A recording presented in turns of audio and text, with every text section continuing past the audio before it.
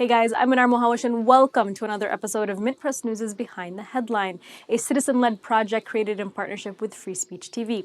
Today, I'll be looking back over recent fossil fuel disasters that have gone completely under the media radar. And with governments ramping up surveillance, I spoke with a developer of blockchain who explains how the technology behind cryptocurrencies like Bitcoin can help us take back our privacy from big government. And finally, I'll be speaking with a chapter for the Students of Justice and Peace in Palestine about how the Israel lobby's efforts to target any criticism of apartheid in Palestine through BDS have reached college campuses, thwarting students' free speech. This episode is made possible by TrueScribe, the creators of TrueGlyph.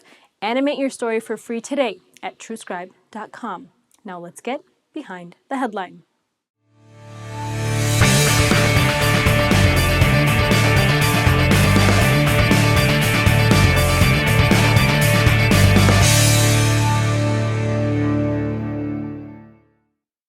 Natural gas has become a big energy darling. It's undeniably cleaner than coal, and its proponents say it creates jobs. It's also helped drive down gas prices and weaken our dependence on the Middle East. But as the people in several California neighborhoods can attest, it's far from perfect and anything but clean, as its cheerleaders often tout it as. In October, just a few months before outrage erupted over the poisoned water crisis in Flint, residents of Porter Ranch started noticing a strange smell in the air. It was sulfury, like rotten eggs, and impotent enough to make your eyes water.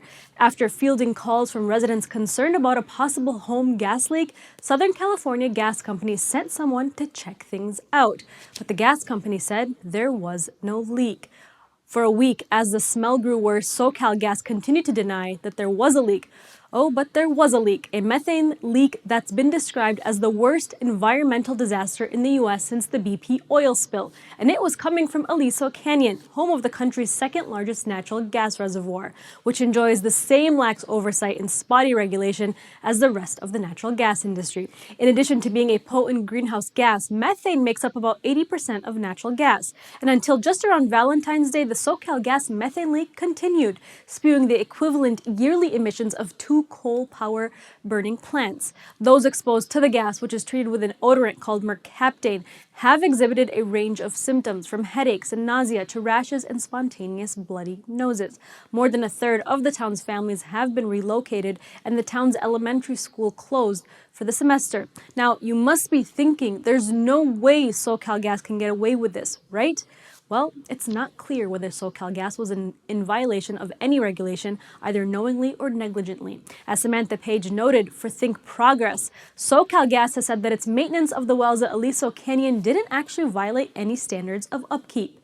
It doesn't matter, for instance, that a safety valve on the failed well was removed in the 70s and never replaced, because there is no legal requirement for an emergency safety valve. While California boasts a relatively diversified energy portfolio with renewable energy sources accounting for 25% of the energy production, like many states, it's running hard on natural gas. And all the benefits touted by natural gas cheerleaders, those go right out the window once there's a leak, like in Porter Ranch. The town of 34,000 is not the only one affected by spills and leaks of this supposedly clean energy. A new study conducted by Stanford University researchers confirms what residents of Pavilion, Wyoming have long suspected. Their water has been contaminated by fracking. Hydraulic fracturing, or fracking, is a method of using high-pressure injections of water and toxic chemicals to crack open underground rock formations releasing oil or gas. The increasingly popular fossil fuel extraction method is why the U.S. has been living high on the natural gas horse lately. It's also incredibly dangerous. It's been linked to increased earthquake activity in frack-happy states. The people of Pavilion noticed weird tastes and smells in their drinking water in 2008. 3 years later, the EPA got involved. It issued a report linking the funny tastes and smells to fracking. but then it backtracked on its own report, refusing to issue a final version and tossed the job off to state officials. To date, state and federal officials have failed to issue any report. And now back in drought-stricken California, the fracking industry is sucking up more water than the state can possibly have to spare, as much as 2 million gallons per day. Now, in the wake of the Aliso Canyon leak, SoCalGas is now warning of summer blackouts. So now the state will be both water and energy strapped during the hottest months of the year. Still, recent figures suggest there's something better on the horizon. Last year, wind and solar energy saw double the investment of fossil fuels. That's right. With coal, natural gas, and oil prices all tumbling, renewables are looking better each day. And this trend isn't likely to stop anytime soon. Bloomberg reports the reason solar power generation will increasingly dominate because it's a technology, not a fuel. As such, efficiency increases and prices fall as time goes on. Companies are getting better at storing renewable energy so that it's more efficient even in cloudy or stagnant conditions. While the upfront costs are steep, the long-term payoff is undeniable. And even though fracking has been packaged and sold as a job-creating miracle, the solar industry is adding jobs twice as fast as the rest of the economy. Even in coal-loving, frack-happy West Virginia. Even there, solar power is taking off, and it's doing so despite efforts by the state's coal-stained lobby and natural gas bags to stop it. Dan Conant, who returned to his home state and started Solar Hauler in 2013, told MintPress News last year, "We're keeping West Virginia an energy state. It's always been an energy state. Solar is the next step in that." While it's clear that people and the planet stand to lose from over-reliance on fossil fuels, it remains unclear who doesn't win as renewable energy investment and adoption grow. Have you ever heard of a war over wind resources? Or how about a refugee crisis spurred by access to the sun? What about a wind or solar leak that devastated entire towns? Well, me neither.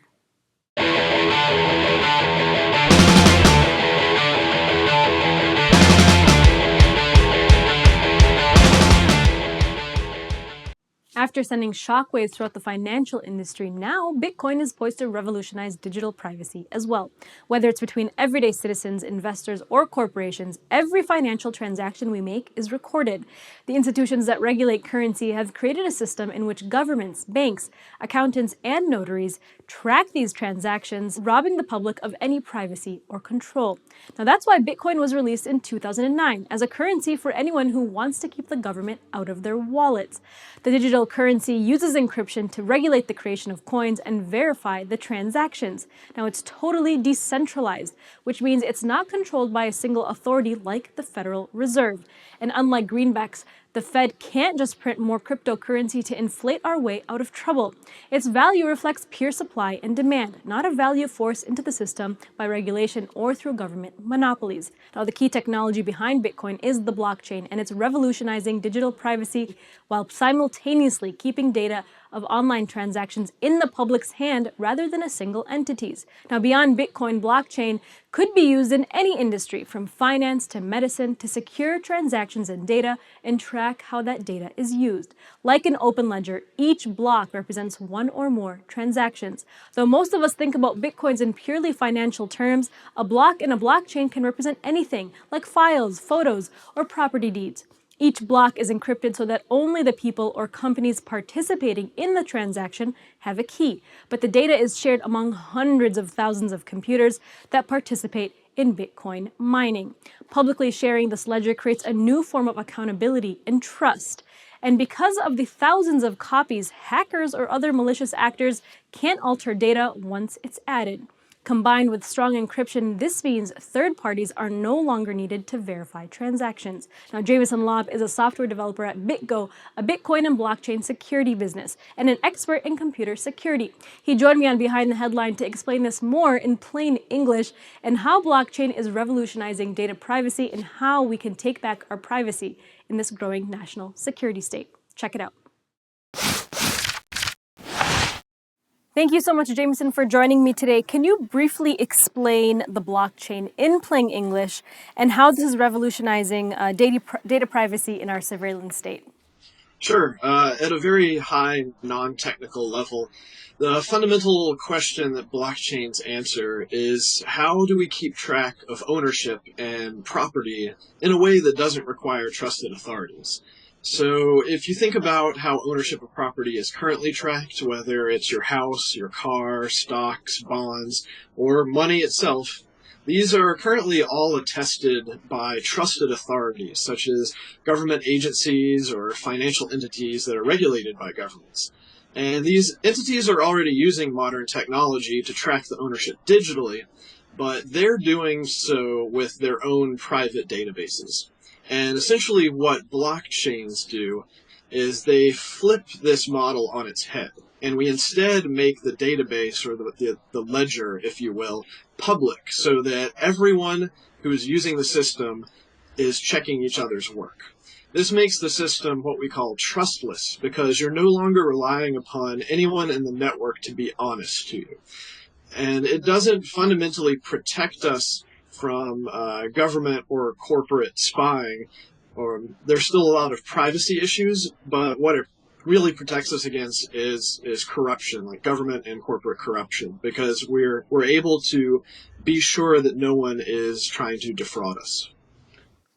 So if it doesn't protect us against surveillance, I mean, how can this protect citizens from government and corporate corruption, as you say?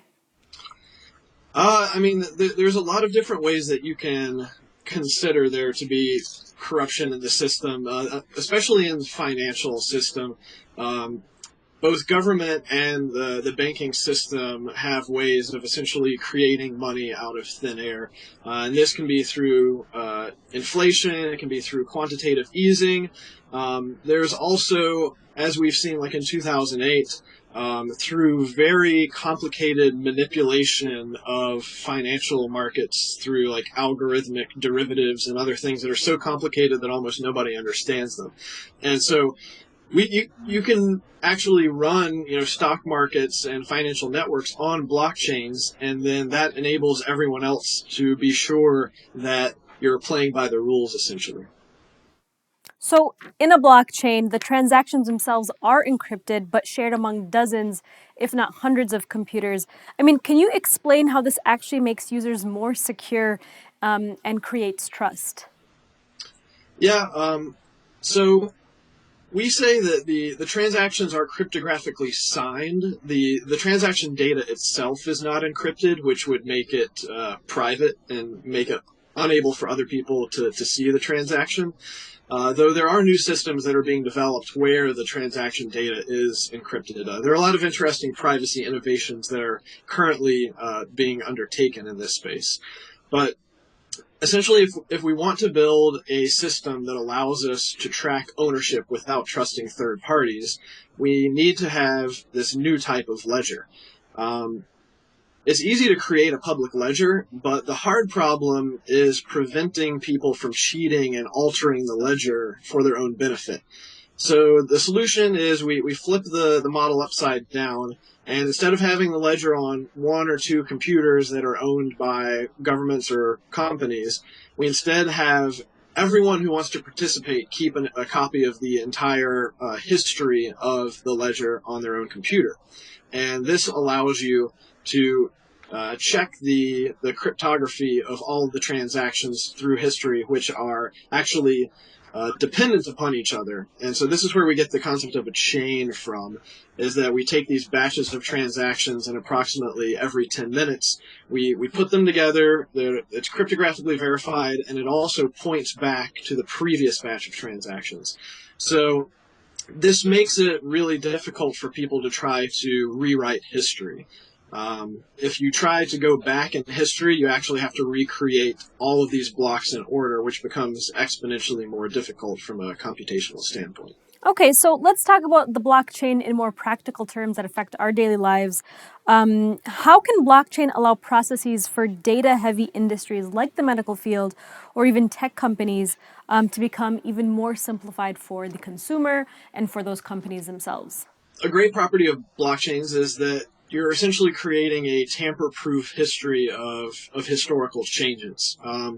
Blockchains aren't a silver bullet for computer security because you still have to secure these cryptographic keys that allow you to make the modifications to the blockchain. But you can do things like what my company BitGo does, is we actually support something called multi-signature algorithms. And so what that allows you to do is have trust that is then split up between a couple of different entities. It's another way of having sort of checks and balances against making changes to these ledgers. So we're seeing now a number of banks, the R3 consortium, for example. There's also the open source Hyperledger project, and they're getting into blockchains and distributed ledgers in general because they understand that there are a lot of applications where there are already these semi-trusted networks, and if they could automate all of the validations that are currently being done like manually by humans, then you can get a lot more efficiency. So one way of thinking of blockchains or distributed ledgers is that it's essentially a way to automate bureaucracy. So whenever we're checking each other's work in any type of system, because we're just creating new rules here, then we're doing it in such a way that you can automate it out and have a bunch of computers doing it, rather than having, say, accountants tally up all the numbers every night. Right. And, how can the blockchain then protect companies from hackers? I mean, first thing that comes to my mind is the Target hack that compromised their customers' data and information. I mean, how would blockchain protect consumers from that? Like the difference between credit cards and cryptocurrency is that with a credit card transaction, you're actually handing over all of your private financial data to the merchant, and they're taking those keys and pulling money, from your account. And the result of that is that you have to trust every merchant you interact with to have good security practices and not leak out your private data. Otherwise, then you've got identity theft. You have to get new credit cards, all of that. With a blockchain, you're instead using the cryptography to push a transaction out onto the network that modifies the ledger and sends the money somewhere. So it's more like a digital cash. So the result being that the merchants that you're interacting with are just getting your money directly, and they don't have the private data to take any more from you. So even if a hacker gets into Target's system, they won't be able to take any more Bitcoin from you. On the other hand, from like a non-currency perspective, like I said, the blockchain essentially creates this immutable history of everything that's ever happened within the system. And so if a hacker tries to go in and change entries from the past to their benefit, then it's quite simple to have your computer automatically perform an audit that will show you exactly where the tampering occurred. Very interesting. So, Jameson, we just have 1 minute left. Can you briefly explain the pushback that blockchain has received in comparison to, say, Bitcoin? I mean, when Bitcoin was first made headlines, it received a lot of pushback from the financial industry and even government. What kind of pushback has blockchain received? The industry, like the financial industry and a number of other industries, seem to be really interested in blockchain, but not Bitcoin. Now, I've been to a number of meetups and talked to a number of people that are in this space, and their primary concerns with Bitcoin-like systems are that Bitcoin is permissionless, so anyone who wants to can join the system and use it as long as they're following the rules. But what banks and other financial networks want is they want a system that they can somewhat control more, and only give validation authority to trusted entities, and they want to be able to have even better privacy, and they want to be able to have even more transaction volume. And it's very hard for them to be able to squeeze all of their use cases into Bitcoin, because Bitcoin is trying to be this generic trust ledger. So when they're looking at more specific use cases, they want to be more efficient and sort of replicate the systems that they already have. Well, thank you so much, Jameson Lopp, for joining me today and explaining that in plain English. Jameson Lopp, developer of blockchain for BitGo. Thank you. Thank you. An international movement is putting significant financial pressure on Israel to end its apartheid policies and illegal occupation of Palestine.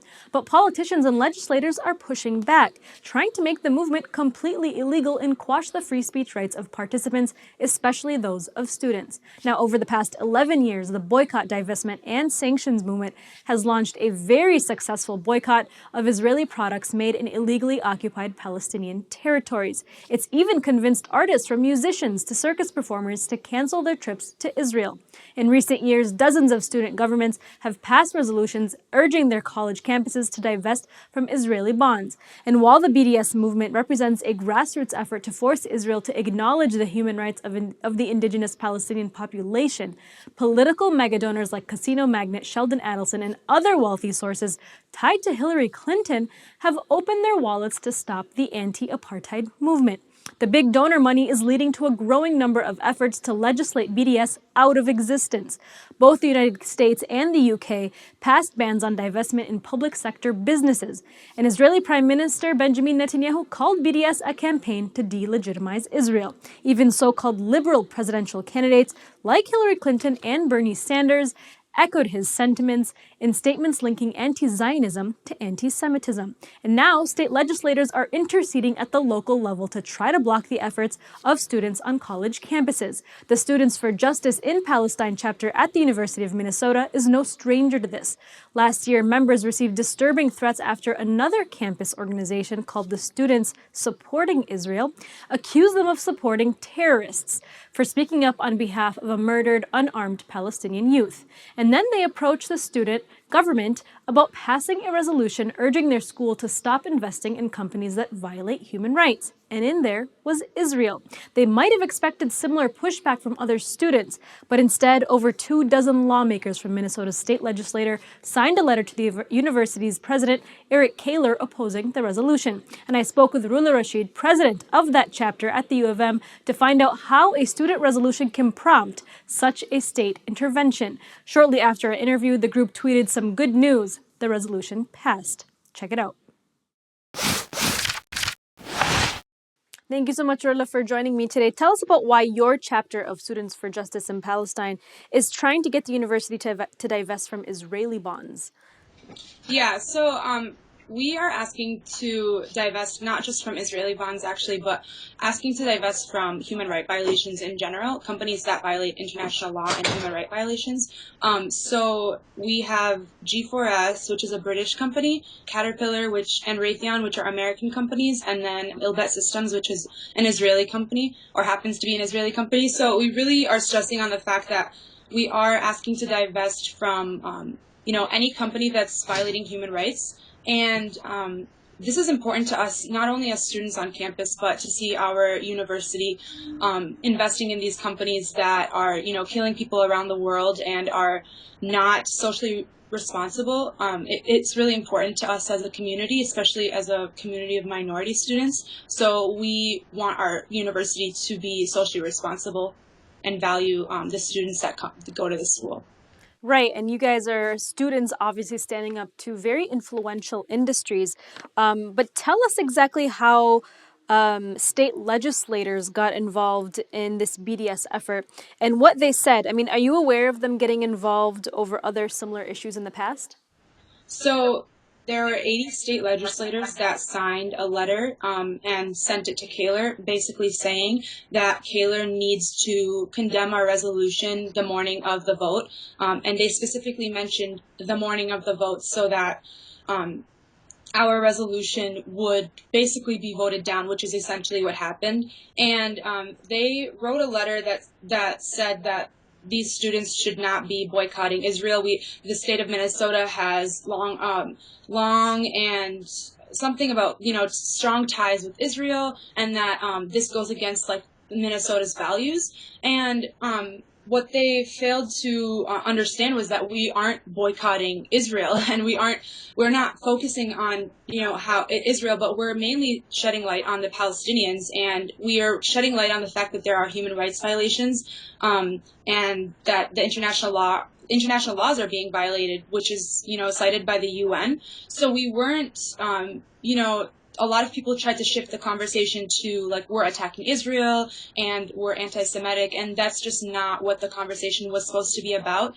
and we didn't want that to happen. But when 80 legislators sign a letter and send it to the president of the university, it's bound that people actually believe those false accusations. So we found out about this when the president of Minnesota Student Association sent me the letter and said, hey, the reason why Kaler wrote this in the beginning is because of the 80 legislators that had sent him this letter a couple days ago.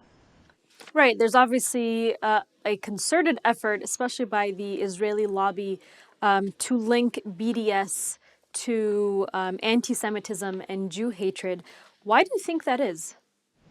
So it's really like offensive, first of all, to cry anti-Semitism when they know for a fact that this isn't anti-Semitic. Not only is it offensive to the entire community by calling human rights advocates racists, but also to the Jewish people that are advocating with us, because they're calling them self-hating Jews. And it's something to silence us. It's a tactic used to silence us and to silence advocates of not only Palestinian rights, but in general, just shedding light on Palestine and shedding light on the atrocities that are being committed in Palestine. And so the tactic that they're using is being listened to because of the fact that, especially at least in Minnesota, people aren't going to try to defend the fact that we're not being anti-Semitic if the Jewish community is saying, hey, they're being anti-Semitic, if that makes sense. So when the Jewish community said that we're being anti-Semitic, that's when our student government kind of put up their hands and said, we don't want to deal with this. We don't want to be offending any community. So they just struck both resolutions off the agenda. And this is happening nationwide, is that, the Jewish community is saying that this is anti-Semitic when they know that it's not, but it's more of a, they're trying to silence our voices. So tell me, Rula, what's next for your campus group, SJP, and how will you push back? So on Tuesday, so tomorrow actually, we are going back to student government, and we have an edited resolution. It's more of going to talking about global divestment from companies that are violating human rights. So our student government specifically told us we don't want to talk about Israel versus Palestine. We don't want to take a stance. So we decided to make a more global approach. And so now our resolution says we would like to divest from any company complicit in the violation of human rights. And hopefully this will get people to understand that this isn't just about, Palestine or Israel, but this is about human rights, and Palestinians are humans. And so that's the approach we're taking, and hopefully this is just a first step into, continuing to ask for the Palestinian rights demands. But at this point, this is the approach that we're going to have to take tomorrow.